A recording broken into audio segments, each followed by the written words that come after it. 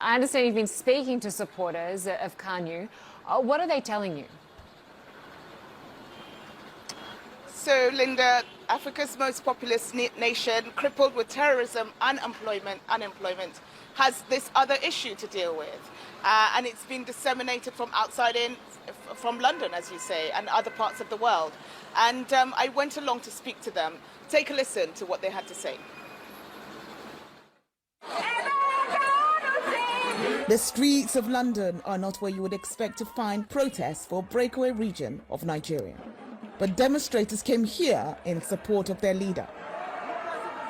The voice of the indigenous people of Biafra, IPOB, a separatist movement that wants to break away from Nigeria, is this man, Nnamdi Kanu, a Nigerian British citizen who has been on the run since 2015. Kanu was arrested in June and extradited from Kenya back to Nigeria. It is part of a crackdown on growing calls for independence. Analysts say Kanu is just filling a vacuum left by multiple failures of government. The increasing popularity of these calls is a direct consequence of the failures of the Nigerian state, or more broadly speaking, even of the Nigerian project. The last time there were calls for independence in Nigeria, an estimated 1 to 3 million people died during the Biafran Civil War in 1967. But these calls are also being driven from outside Nigeria. This quiet London street is not exactly where you would expect to find the hub of a global network of pirate radio stations broadcasting their separatist agenda back into Nigeria.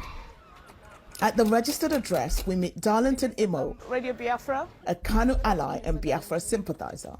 Even with Kanu off the airwaves, his disciples remain committed to the cause. Do you think that Nnamdi's arrest, Mr. Kanu's arrest, means the end of the Biafran movement? Definitely not. If you kill one general, another general takes his place. Definitely not. Yes. Definitely not. We want the referendum. We are not asking for. We are asking for a referendum, which is a civilized thing to ask for. Analysts say that is a pipe dream. Well, I think, first of all, the Nigerian government will be afraid to allow a referendum to happen. And the fact that it will be afraid to allow a referendum to happen shows just how deep the problem is. But the cracks may be beginning to show. President Muhammadu Buhari tweeting in June about how the Nigerian government will deal with separatists. Twitter removed this post, deeming it offensive, and days later, Buhari banned the platform entirely from Nigeria. While Kanu remains in custody, that hasn't deterred protests in southeastern Nigeria, where IPOB had ordered a shutdown of work and economic activities every Monday, although that was recently suspended. What seems clear is that the nation could be at an impasse. Worst case scenario, of course, is that before 2023, the country essentially de facto disintegrates. Perhaps not into a full-blown civil war, but into a lot of skirmishes, into a lot of violence. An already fractured nation can ill afford another conflict. So, Linda, there you have it. Those are the issues of the separatism facing the country right now. And of course, Nnamdi Kanu is a British citizen, and this is an issue that the British government is watching closely. They issued a statement after his arrest saying that they are seeking clarification from the Nigerian government about the circumstances of his arrest and detention. But the Nigerian government is resolute, telling CNN in a statement that Nigeria is indissoluble and indivisible.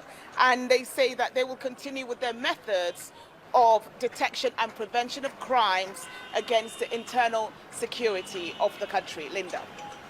So, Stephanie, the big question really is can the Nigerian government keep the country united by cracking down on this separatist group?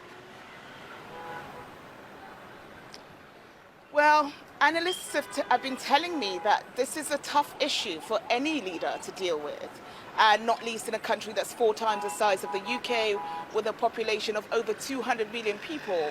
Nigerians always been divided, but seemingly so in recent years, and it's a country with very strong ethnic identities, and those ethnic identities are coming to fore more strongly than the national identity. So analysts are saying it's the leaders are caught between a rock and a hard place.